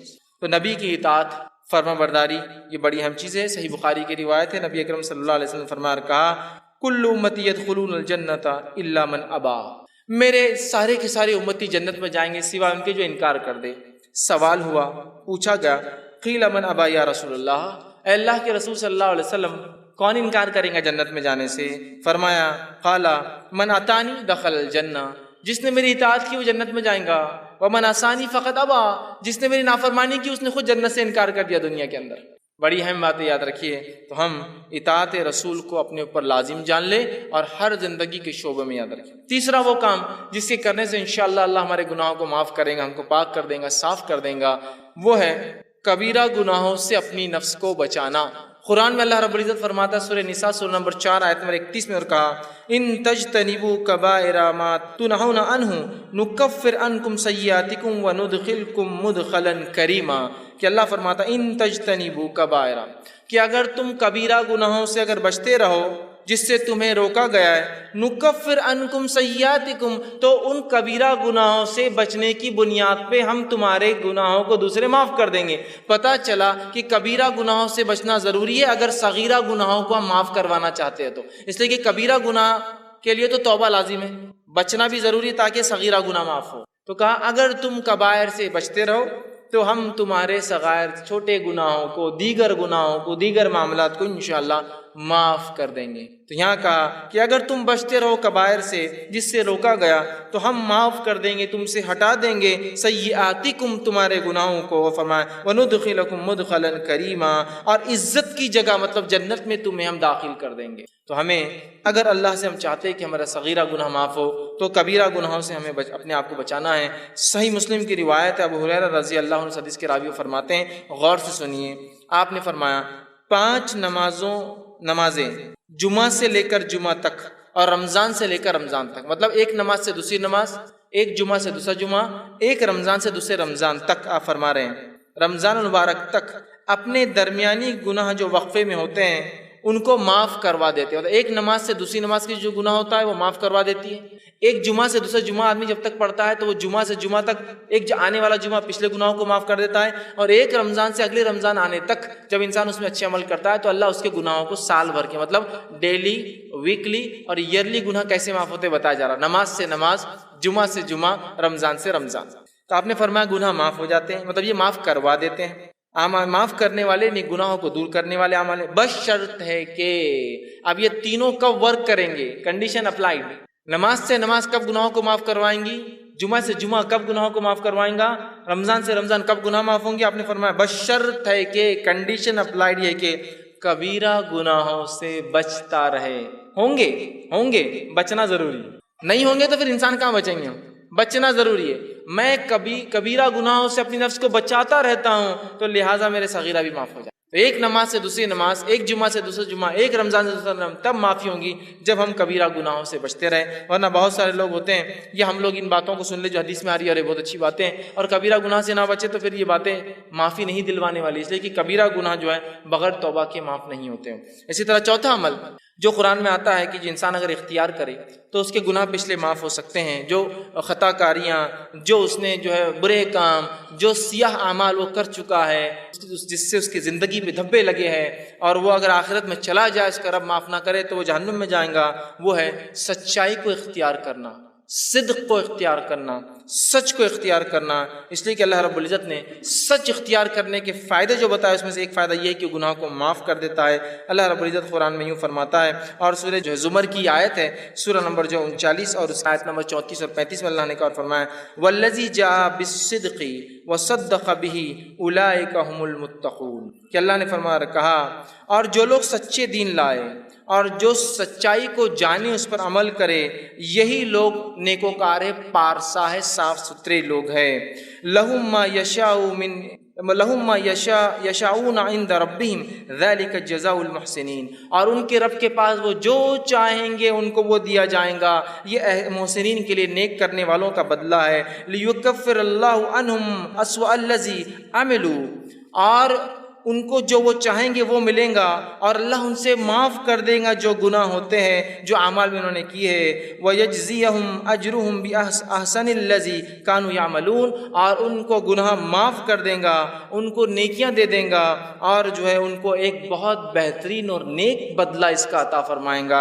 تو یہاں دیکھیے اس آیت میں جو صدق کو، سچائی کو اختیار کرتے ہیں، اور الَّذِي جَاءَ بِالصِّدْقِ، سچ کو اختیار کیا، سچ کے مطابق زندگی گزارا، دین اسلام کو اختیار کیا، دین کے مطابق زندگی گزارا، تو اس کا بدلہ یہ کہ اس کے تمام گناہ اللہ معاف کر دیتا ہے، بخش دیتا ہے. یاد رکھیے سچائی کے بڑے فائدے یاد رکھیے، اور ہم تمام لوگ جو اگر سچائی کو اختیار کرتے ہیں تو انشاءاللہ عزیز ہمارے گناہ معاف ہو جاتے ہیں. صحیح بخاری کی روایت ہے، عبداللہ ابن مسعود رضی اللہ عنہ حدیث کے راوی فرماتے اور کہتے ہیں نبی اکرم صلی اللہ علیہ وسلم فرمایا کہا سچ کو لازم پکڑو کیونکہ سچ نیکی کی طرف رہنمائی کرتا ہے، اور نیکی جنت کی جانب رہنمائی کرتی ہے. اور آدمی سچ بولتا ہے اور سچ بولتا ہے اور سچ بولتا ہے حتیٰ کہ اس کا نام سچوں میں لکھ دیا جاتا ہے. اور پھر آگے آپ نے فرمایا کہا اور یاد رکھو جھوٹ سے بچو، اس لیے کہ جھوٹ برائی کی طرف لے جاتا ہے اور برائی جہنم کی طرف لے جاتی ہے. انسان جھوٹ بولتا ہے اور جھوٹ بولتا ہے اور جھوٹ بولتا ہے اور اس کا نام کذاب، جھوٹوں میں لکھ دیا جاتا ہے. تو ہمارے لیے بے انتہا ضروری ہے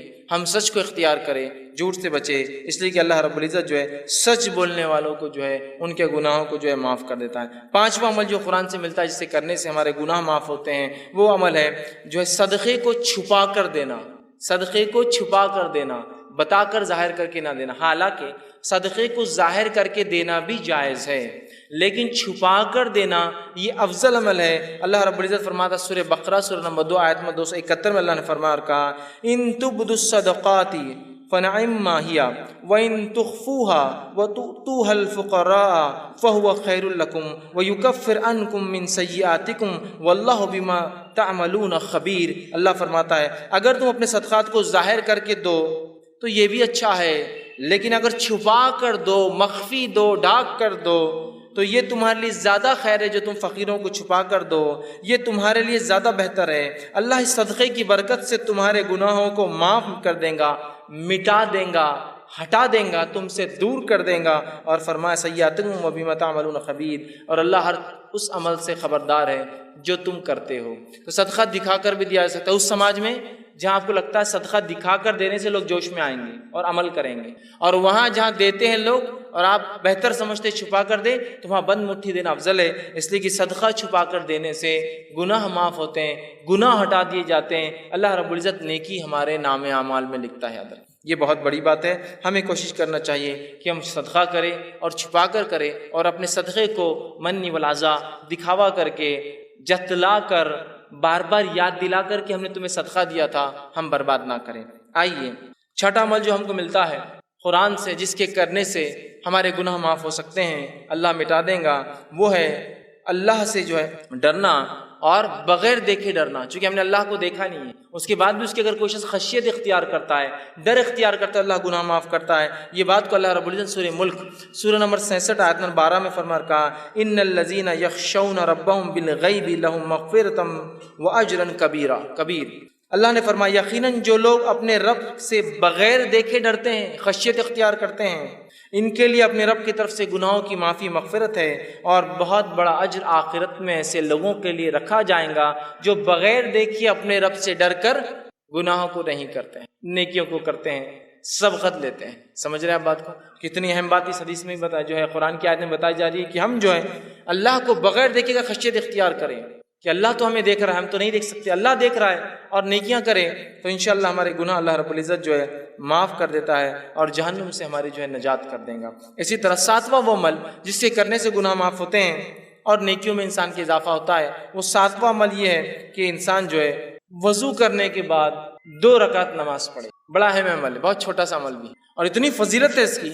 صحیح بخاری کی روایت ہے، آپ صلی اللہ علیہ وسلم نے فرمایا، کہا، حدیث کے الفاظ دیکھیے ایسے ہیں کہ آپ صلی اللہ علیہ وسلم کے تعلق سے عثمان رضی اللہ فرماتے ہیں، اور ان کے غلام اس حدیث کو روایت کرتے ہیں جن کا نام حمران تھا. وہ کہتے ہیں کہ عثمان ابن عفان رضی اللہ عنہ نے ایک مرتبہ وضو کا پانی منگوایا، میں نے وضو کا پانی لایا، آپ نے وضو کو اچھی طرح کیا، پہلے اپنے ہاتھوں کو 3 بار دھویا، پھر جو ہے کلی کی اور ناک میں پانی 3 بار لیا، پھر چہرے کو 3 بار دھویا، پھر سیدھے ہاتھ کو کونیوں تک اچھے سے 3 بار دھویا، پھر الٹے ہاتھ کو کونیوں تک 3 بار اچھے سے دھویا، پھر سر کا مسح کیا، کانوں کا خلال کیا، اور اس کے بعد اپنے دونوں پیر، سیدھے پیر الٹے پیر کو ٹخنے تک دھوئے، اور اس کے بعد فرمایا اور کہا کہ جو شخص ایسا وضو کرے 3 بار جس طرح سے میں نے بتایا ہے، اور فرمایا اور اس کے بعد 2 رکعت نماز پڑھ لے، اس کو تحیۃ الوضو کہتے ہیں. یہ کر لے ایسا عمل وضو مکمل، پھر جا کے 2 رکعت نماز پڑھے، اس کو تحیۃ الوضو کہتے ہیں. تو وہ فرماتے ہیں، رسول اکرم صلی اللہ علیہ وسلم نے فرمایا کہ اللہ اس کے پچھلے تمام گناہ معاف کر دیتا ہے. لیکن اس حدیث میں ایک بات اور جو اضافی آتی ہے، دوسری روایتوں میں الفاظ آتے ہیں، وہ یہ ہے کہ وہ 2 رکعت نماز پڑھے وضو کے بعد، اور ایسی پڑھے کہ دل میں دوسرے کوئی خیالات نہ آئے، کوئی خیالات نہ آئے کہ یہ کیا ہو رہا ہوگا، وہاں کیا ہو رہا، بزنس سے کیا، یہاں جا، کوئی خیال نہ آئے، تو اس کے پچھلے سارے گناہ معاف کر دی جاتے ہیں. لیکن ایک بات میں یہاں ضرور رکھنا چاہوں گا، وہ یہ ہے کہ یہ تمام صغیرہ گناہ معاف ہوتے ہیں، کبیرہ گناہ بغیر توبہ کے معاف نہیں ہوتے. یہ بات یاد رکھ لیں، اس کے لیے توبہ ضروری ہے، اور بندوں کا حق ہے تو بندے سے معافی بھی ضروری ہوتی ہے. لیکن یہ صغائر سارے معاف ہو جائیں گے. صرف ایک عمل دیکھیے، اچھے سے وضو کرنا پرفیکٹلی، اور جا کے 2 رکعت نماز پڑھنا تحیۃ الوضو، گناہ سارے اس کے معاف ہو جائیں گے. اسی طرح جو ہے صحیح بخاری کی روایت ہے، جو حضرت عثمان رضی اللہ عنہ جب وضو کر چکے تو کہنے لگے کہ تم کو ایک حدیث سناتا ہوں. مطلب انہوں نے وضو کیا اور حدیث سنائی دوسرے لوگوں کو، اور کہا رسول اکرم صلی اللہ علیہ وسلم نے جو ہے میرے سامنے ایسا وضو کیا، اور کہا جو شخص اچھے سے اس طرح سے وضو کرے، اور پوری حدیث ان کو سنائی، اور اچھی طرح وضو کرنے کے بعد 2 رکعت نماز پڑھے، تو اس نے جتنے گناہ کیے ہوں گے اس نماز کی وجہ سے دوسری نماز تک، مطلب ایک نماز سے دوسری نماز تک وہ سارے گناہ بھی معاف. مطلب ایک انسان نے وضو کیا، وضو کرنے کے بعد ایک نماز پڑھی، سمجھ لیجیے تحیۃ الوضو نہیں، ایک نماز پڑھی. اگر یہ نماز کے بعد پھر دوسری بار وہ مسجد میں آتا ہے، پھر اچھے سے وضو کرتا ہے اور نماز پڑھتا ہے، تو یہ نماز سے وہ نماز تک بھی اس سے گناہ معاف ہو جاتے ہیں. اور اوپر والی روایت میں تھا کہ سارے گناہ معاف ہو جاتے ہیں. تو دیکھیے کتنی بڑی باتیں بتائی جا رہی ہے صرف وضو کر کے اچھے سے نماز پڑھنے پر.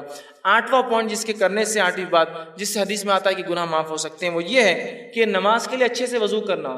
جہاں وضو کے بعد نماز پڑھنا گناہ کو معاف کرتا ہے، وہیں اپنی ذات سے وضو کرنا بھی گناہوں کو معاف کرتا ہے. یاد رکھیے، جہاں اچھے سے وضو کر کے نماز پڑھنا ثواب دیتا ہے، وہیں صرف اچھے سے وضو کرنا بھی انسان کے گناہ معاف کر دیتا ہے. اس سے ایک بات جو پتہ چل رہی ہے، اور بھی حدیثیں بھی آگے آ رہی ہے جو پتہ چلیں گی، وہ یہ ہے یہ تمام باتیں اس شخص کے لیے جو مسجد آتا ہے اور نماز پڑھتا ہے.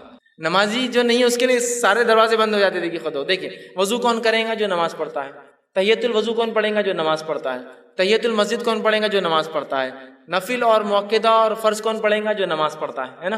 تو یہ ثواب سارے نمازیوں کے لیے. اب جو آدمی نماز نہ پڑھتا ہو تو اندازہ لگائے اس کے گناہ کتنے بڑھ رہے ہیں، اور صاف کرنے کا کوئی راستہ ہی نہیں اس کے پاس. تو مسجدوں سے اپنا رشتہ جوڑ لے. ہم یاد رکھیے تاکہ جانے انجانے میں جو گناہ ہو رہے سب معاف ہوتے جائیں گے ایک کے بعد ایک. کہ تو ایک وضو کرا اچھے سے 2 رکعت پڑھی سارے گناہ معاف، ایک وضو کے بعد نماز پڑھی اگلے وضو کے بعد نماز پڑھی تو بیچ کے گناہ معاف.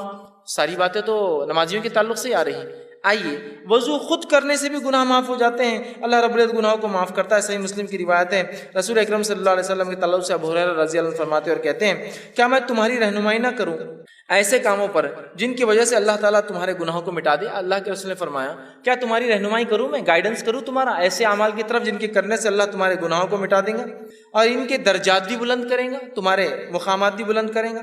اور لوگوں نے کہا اللہ کے رسول صلی اللہ علیہ وسلم کیوں نہیں، آپ ذرا بتائیے. تو آپ صلی اللہ علیہ وسلم نے فرمایا اور کہا وضو کا پورا کرنا جو ہے سختی اور تکلیف میں، وضو کو اچھے سے کرنا کمپلیٹ. سختی اور تکلیف سے مراد سردی کے دن ہے پانی ٹھنڈا ہے، گرمی کے دن ہے پانی گرم آ رہا ہے اوپر ٹھنڈا گرم ہو چکا ہے دن بھر میں، ہے نا، ہوتا ہے نا. تو سردی اور گرمی میں چونکہ ہم جس علاقے میں ہوتے ہیں ہم کو گرمی کا وضو نہیں معلوم، سردی کا وضو معلوم، صرف تکلیف دہ ہوتا ہے بہت. گرمی کا وضو بھی اگر آپ کو دیکھنا ہے تو آپ کبھی دیکھ سکتے ہیں. ایک مرتبہ میرا راجستھان کا سفر ہوا پروگرامز کے سلسلے میں، وہاں میں گیا ایک مقام پہ اترا تو صاحب مجھ سے کہنے لگے آپ کیا غسل لیں گے؟ تو میں نے کہا ہاں بہت سفر میں تھکان ہو گئی، بڑا پسینہ گرمی تھی. تو کہا بیٹے برف کی سیل ڈال دو وہ بکیٹ کے اندر جا کر. وہ پریشان ہوں گے برف کی سیل بکیٹ میں کیوں ڈال دو، اور واقعی میں انہوں نے اچھا کیا تھا برف کی سیل ڈالی تھی بکیٹ میں، ورنہ وہ پانی اتنا گرم تھا کہ آپ ہاتھ بھی نہیں لگا سکتے اس کو. چونکہ گرمی کی وجہ سے وہاں سردی میں جتنا ٹھنڈا ہوتا ہے تو گرمی میں پانی اتنے 50 ڈگری 60 ڈگری تک چلا جاتا ہے گرم. آپ اسے نہ وضو کر سکتے ہیں نہ اسے نہا سکتے ہیں. تو یہاں آپ نے فرمایا تکلیف اور مشقت میں چاہے سردی کی وجہ سے ہو چاہے گرمی کی وجہ سے ہو اچھا وضو کرتا ہے پرفیکٹ وضو. یا ایک معنی یہ بھی ہو سکتا ہے بیمار ہے بہت مشکل ہوتی ہے کچھ حصوں پہ کرنا پھر بھی وہ اچھے سے کرتا ہے رک کر انتظار کر کے. یا ایک معنی یہ بھی ہو سکتا ہے معذور ہے بہت تکلیف ہوتی ہے کہ پھر بھی اچھے سے وضو کرتا ہے اپنے رب کو راضی کرنے کے لیے. تو کہا تکلیف میں، حدیث کے الفاظ سے تکلیف ہے باقی سردی کی ہو سکتی ہے، گرمی کی ہو سکتی ہے، معذوری کی ہو سکتی ہے، بیماری کی ہو سکتی ہے.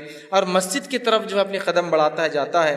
تو آپ نے فرمایا اور کہا قدموں کی جو ہے کثرت ہونا اور ایک نماز کے بعد دوسری نماز کا انتظار کرنا جو ہے یہ فرمایا کہ جو شخص اچھے سے وضو کرے اور مسجد کی طرف جائے مطلب کثرت سے مسجد کی طرف جاتا ہے اور ایک نماز سے دوسری نماز کا انتظار کرتا ہے یہ تینوں لوگوں کے گناہ معاف کر دی جاتے ہیں. کون؟ پہلا انسان اچھے سے پرفیکٹ وضو کرنے والا، دوسرا کثرت سے پیدل مسجد جانے والا، اور تیسرا فرمایا ایک نماز کے بعد دوسری نماز کا انتظار کرنے والا. ان کے گناہوں کے تعلق سے فرمایا آپ نے یہ گناہ معاف کر دی جاتے ہیں. آپ نے صحابہ سے پوچھا کیا بتاؤں؟ صحابہ نے کہا بتائیے. آپ نے بتایا گناہ معاف کرنے والے اعمال. دیکھیے یہ باتیں بھی سب نمازیوں کے لیے. پھر یہ بڑی اہم بات ہے ہم لوگ بس نماز سے جڑ جائیں، مسجدوں سے رشتہ جڑ جائے ہمارا، بس پھر انشاءاللہ عزیز بہت ساری مغفرتیں تو یہیں آتے رہیں گی، بہت سارے اعمال کی معافی ہوتے رہیں گی. اسی طرح جو ہے صحیح مسلم کی ایک بہت لمبی روایت ہے، اس روایت کے آخری الفاظ ایسے ہیں. ایک صحابی تھے جو اللہ کے رسول صلی اللہ علیہ وسلم کے پاس آئے جن کا نام عمرو بن جو ہے ابسا تھا، اور یہ آ کر ایمان قبول کرتے ہیں. غیر مسلم تھے، ایمان قبول کا، اسلام قبول کرنے کے بعد اللہ کے رسول بہت ساری باتیں کی، بہت لمبی حدیث ہے. حدیث کے آخر میں ایک جملہ آتا ہے، انہوں نے پوچھا اور کہا میں نے عرض کیا اے اللہ کے رسول صلی اللہ علیہ وسلم مجھے وضو کے بارے میں کچھ بتائیے. نبی اکرم صلی اللہ علیہ وسلم نے فرمایا جب تم میں سے کوئی اللہ کا بندہ وضو کا پانی لے کر کلی کرتا ہے اور ناک میں ڈالتا ہے تو اس کے جتنے گناہ منہ سے اور ناک سے ہوئے سارے معاف کر دیے جاتے ہیں. تم میں سے کوئی شخص جب وضو کرتا ہے، کلی کرتا ہے، ناک صاف کرتا ہے تو منہ سے ہونے والے اور ناک سے ہونے والے گناہ جو ہے اس کے نتنیوں سے ہونے والے گناہ سب جھڑ جاتے ہیں. پھر جب وہ منہ دھوتا ہے جیسے اللہ نے اسے حکم دیا ہے تو چہرے کے سارے گناہ اس کے دھل جاتے ہیں، ٹپک جاتے ہیں، جھڑ جاتے ہیں. پھر اپنے ہاتھوں کو جب کونیوں تک دھوتا ہے تو کونیوں تک دھونے سے جو پانی ٹپکتا ہے سارے گناہ ہاتھوں کے جھڑ جاتے ہیں. پھر اس کے بعد آپ نے فرمایا کونیوں تک دھوتا ہے تو گناہ اس کے ہاتھوں سے جو ہے انگلیوں کے پور کے راستے سے سارے گناہ جھڑ جاتے ہیں.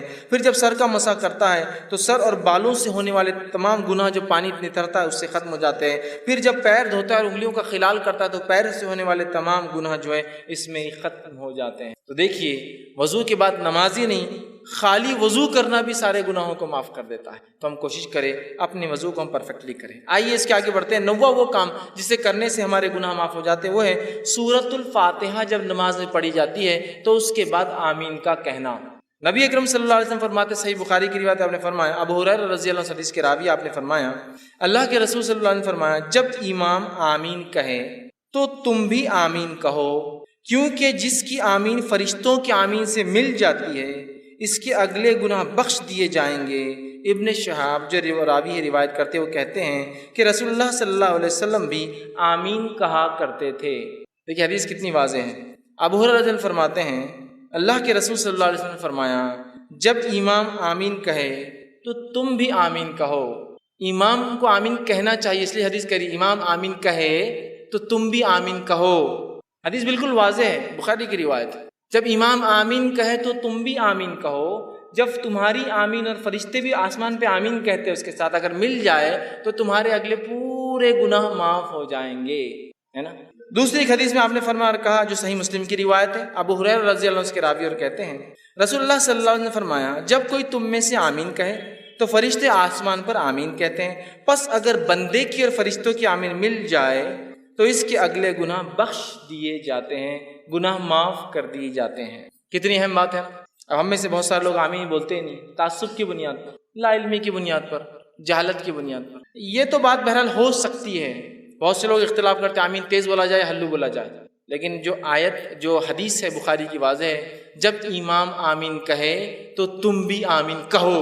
مطلب امام کو کہنا چاہیے، اسی طرح اللہ کے رسول فرمایا جب امام کہے تو تم بھی کہو، اور اللہ کے رسول خود کہتے تھے، اس لیے صحابہ نے سنا، پیچھے کہتے تھے تبھی تو سنا نا۔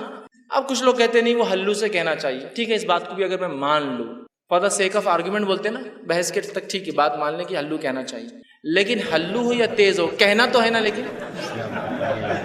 ہلو ہے اور تیز ہو کہنا تو ہے نا۔ اب دیکھیے ہمارے پاس کیا ہو رہا ہے، غیر المغضوب علیہم ولا الضالین آمین انا اعطیناک الکوثر فصلی۔ اب اس میں تیز اور ہلو آمین کہاں ہے؟ چلیے آپ کہہ رہے ہیں کہ نہیں ہلو کہنا، ٹھیک ہے ہلو بولیں گے، لیکن آپ نے تو رکا ہی نا، ایسی گاڑی لے گئے کہ وہ اسپیڈ بریکر سے بھی سیدھا چلے گا۔ غیر المغضوب علیہم ولا الضالین، ٹھیک ہے آپ زور سے نہیں بولنا چاہتے لیکن بولنا تو ہے نا، دل میں بھی رکنا تو پڑے گا نا۔ بھاگ گئے آپ دوسری صورت کی طرف۔ امام کو چاہیے کہ وہ امامت کے ادب سیکھے، نبی اکرم صلی اللہ علیہ وسلم کی واضح حدیث ہے، اتنی بڑی فضیلت کو آپ چھوڑ دیتے اتنے آسانی سے۔ جہاں فضائل ثابت نہیں وہاں تو من مانے فضائل گڑھے جا رہے ہیں کہ یہاں سے کچھ لوگ گئے تو اللہ نے پورے خبر والوں کی مغفرت کر دیا، تم کو کیسے پتہ چلا؟ رسول اللہ صلی اللہ علیہ وسلم تو چلے گئے، وہی تو بند ہو گئی، آج کیسے پتہ چلا کہ فلاں لوگ فلاں جگہ سے گزرے تو اللہ نے پورے مردوں کی والے مغفرت کر دی؟ تو ہاں آپ کو کیسے پتہ چلا؟ تو جو فضائل نہیں آپ بیان کرتے رہو، جو موجود ہے کہ تم آمین کہو جب امام آمین کہے، اس لیے کہ اگر تمہاری آمین فرشتوں کے آمین سے ملتی ہے تو تمہارے گناہ معاف ہوں گے۔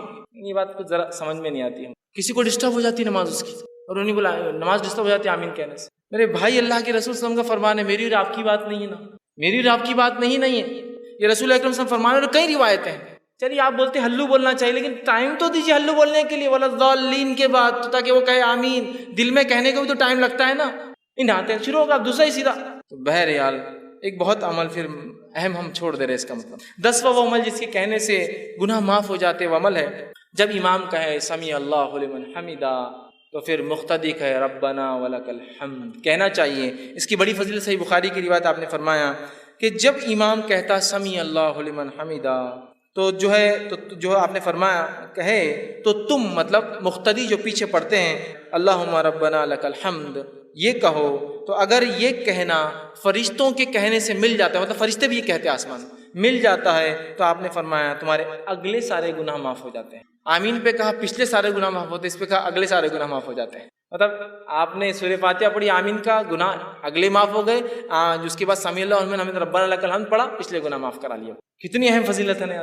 تو ہمیں سمیع اللہ لمن حمدہ کے بعد ربنا لک الحمد بھی کہنا چاہیے، یاد رکھیں، ٹھیک ہے۔ اس کی بھی بڑی فضیلت ہے اور اس کے لیے بات بتایا گیا کہ پچھلے گناہ معاف ہو جاتے ہیں۔ اسی طرح 11ویں بات جو بتائی گئی جس کے کرنے سے عمل کرنے سے گناہ معاف ہوتے وہ یہ ہے کامل توجہ کے ساتھ جمعے کا ادا کرنا، پورے خشوع اور خضوع کے ساتھ جمعہ پڑھنا، جمعے کی نماز پڑھنا۔ مطلب یہ ہفتے والے گناہ کیسے معاف ہو وہ آگے بات ہے، وہ روز کے گناہ تھے، مطلب نماز سے نماز تھے، اب ویکلی گناہ کیسے معاف ہو سکتے ہیں ہمارے جمعے سے جمعہ۔ آپ صلی اللہ علیہ وسلم فرمایا، کہا بخاری کی روایت ہے، سلمان فارسی رضی اللہ عنہ حدیث کے راوی ہے، وہ کہتے ہیں کہ اللہ کے رسول صلی اللہ علیہ وسلم فرمایا کہا جو آدمی جمعے کے دن غسل کرتا ہے اور اتنا پرفیکٹ جہاں تک ہاتھ جاتا ہے اپنے آپ کو اچھے سے صاف کرتا ہے، اچھے سے دھوتا ہے، پھر فرمایا صفائی کرتا ہے جہاں تک بھی ہاتھ جاتا ہے، پھر اپنے تیل میں سے تیل لگاتا ہے، مطلب اپنے بالوں میں تیل لگاتا ہے، پھر اپنے گھر والوں کی خوشبو میں سے خوشبو لگاتا ہے، مطلب اگر میسر نہ ہو خود کی نہ ہو تو گھر والوں کی خوشبو بھی لگا سکتا ہے، لے کر خوشبو لگاتا ہے، عطر لگاتا ہے، پھر کہتے ہیں پھر نکلے اور مسجد میں آئے اور اگلی صفوں میں بیٹھے، آگے بیٹھے جا کر، اس کے بعد جو ہے دو آدمیوں کو الگ نہ کرے، مطلب پیٹ انگال کے نہ جائے، دو آدمیوں کو الگ نہ کرے، اگلی صف میں جا کے بیٹھے، اور اس کے بعد جتنی نماز اس کے مقدر میں ہوتی نماز کو ادا کرے، مطلب جتنی ہو سکتی نفل پڑھے، سنت و نوافل کا اہتمام کریں۔ جب امام خطبہ دیتا ہے تو خاموش رہ کر غور سے اس کے خطبے کو سنیں کہ وہ کیا کہہ رہا ہے، اور اس کے بعد جمعہ ادا کرے۔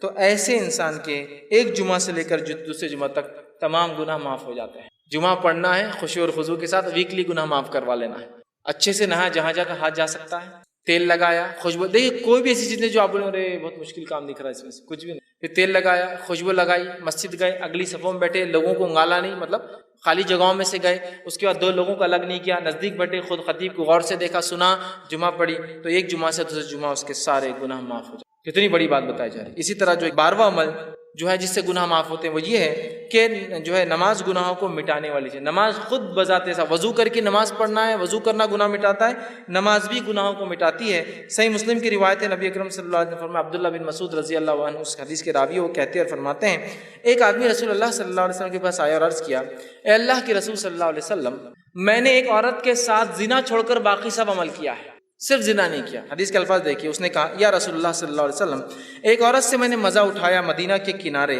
اور میں نے سوائے جماع کے اس کے ساتھ سب کچھ کیا، زنا چھوڑ کر باقی سب کچھ۔ آپ میرے بارے میں حکم لگا دیجئے، سزا دے دیجئے، کیا میری سزا ہوتی ہے گناہ کی؟ ٹھیک۔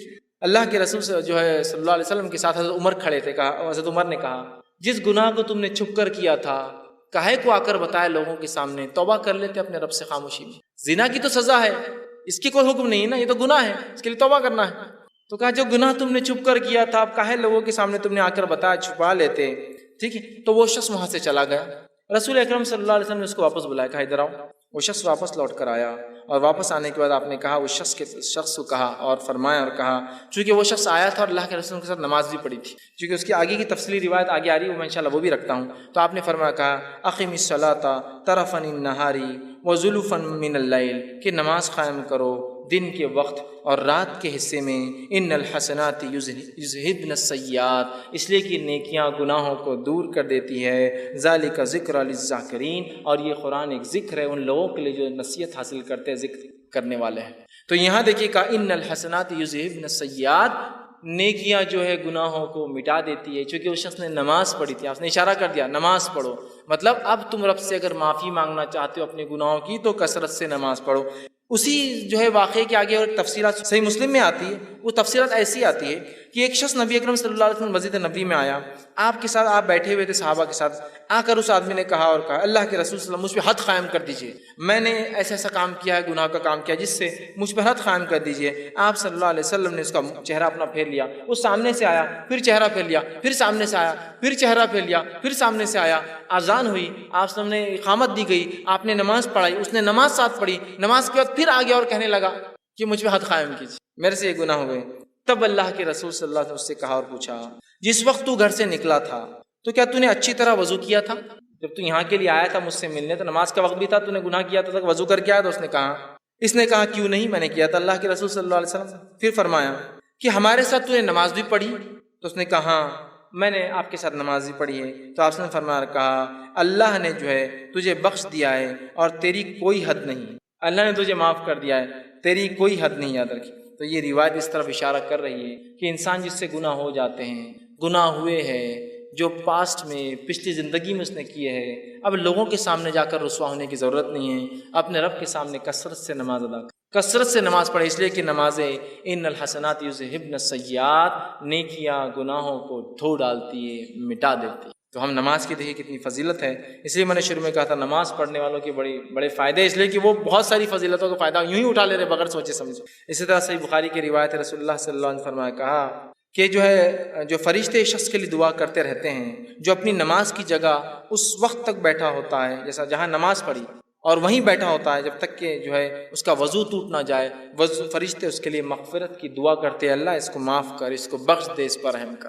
جب کوئی وضو کرتا ہے، مسجد آتا ہے، نماز پڑھتا ہے اور جس جگہ نماز پڑھی وہیں بیٹھا ہے، ذکر کر رہا ہے، اذکار کر رہا ہے، تب جب تک وہ وضو میں رہتا ہے تب تک فرشتے اللہ کے دعا کرتے ہیں، اللہ اسے معاف کر، اس پر رحم کر، اس کی مغفرت کر، اس کو بخش دے۔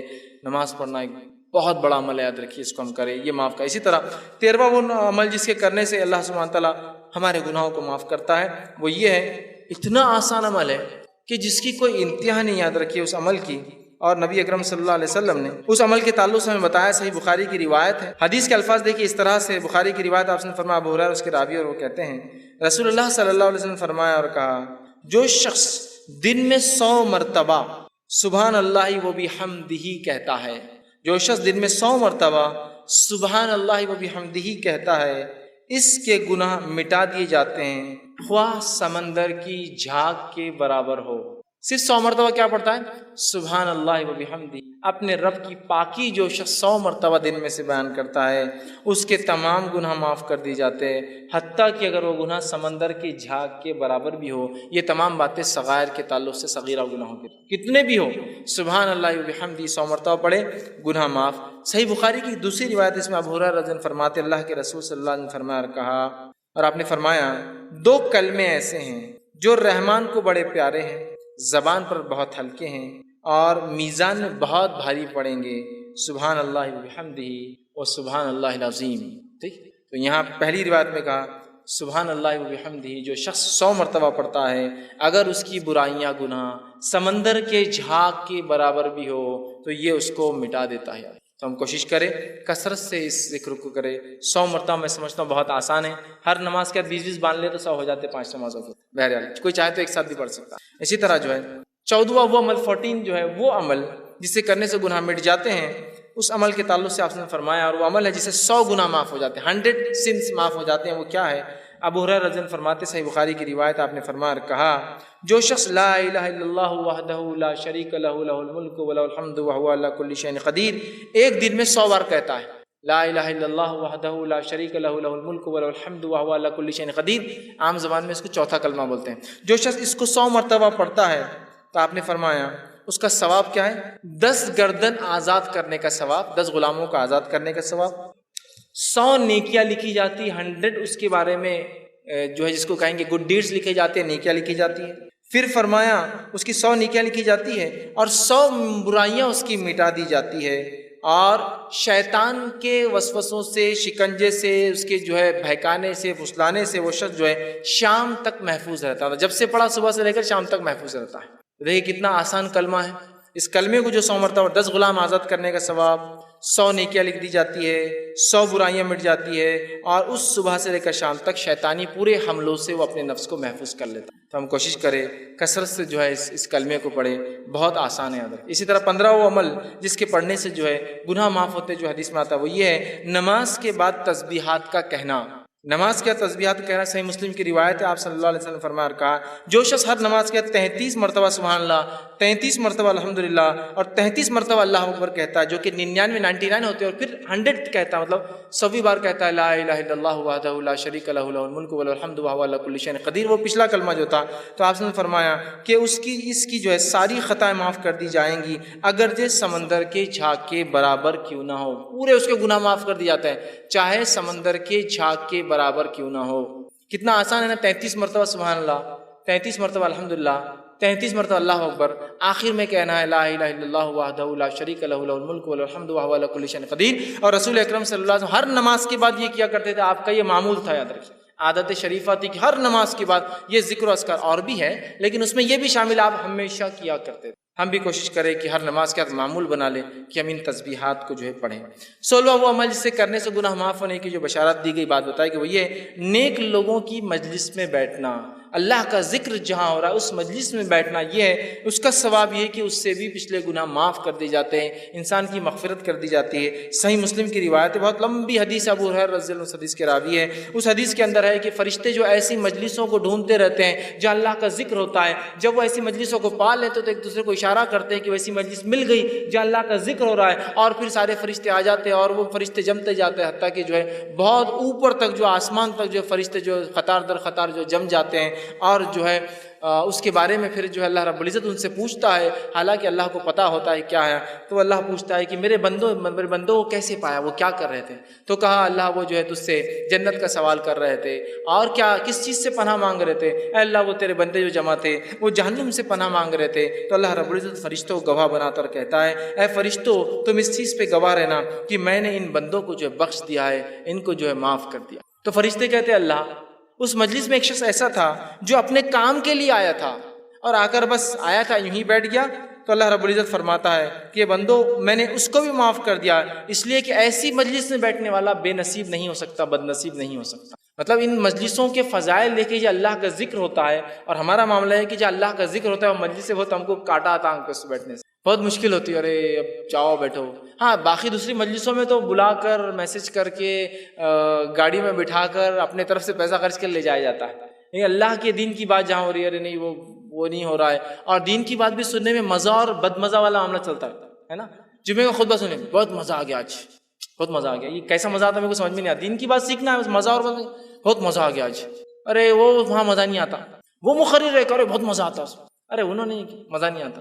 دین کی بات سیکھنا، اس مجلس کے فضائل تو سنیے، یہ نہیں کہا کہ وہاں بہت اچھا مقرر ہے، بہت مزے والی باتیں کر رہا ہے، تم کو ساری مجلس کا تذکرہ جو اللہ کا ذکر ہو رہا ہے، چھوٹی ہو سکتی ہے بڑی ہو سکتی ہے۔ تو اللہ پوچھتا ہے، فرشتے ڈھونڈتے رہتے ایسی مجلسوں کو، جب پا لیتے دوسروں کو بلاتے، جمع ہو جاتے آسمان تک، اللہ کو حالانکہ سب پتہ ہے، پھر بھی اللہ پوچھتا ہے کیا کہاں پایا، کیا کر رہے تھے، کیا مانگ رہے؟ تو کہا اللہ جنت کا سوال کرتے ہیں، کس چیز سے بچنا چاہتے تھے اللہ؟ تجھ سے جہنم سے جو ہے بچنا چاہتے ہیں۔ اللہ کہتا ہے فرشتوں گواہ رہنا، میں نے معاف کر دیا۔ فرشتے کہتے ہیں اس مجلس میں ایسا انسان تھا جو یوں ہی آ کر بیٹھا تھا۔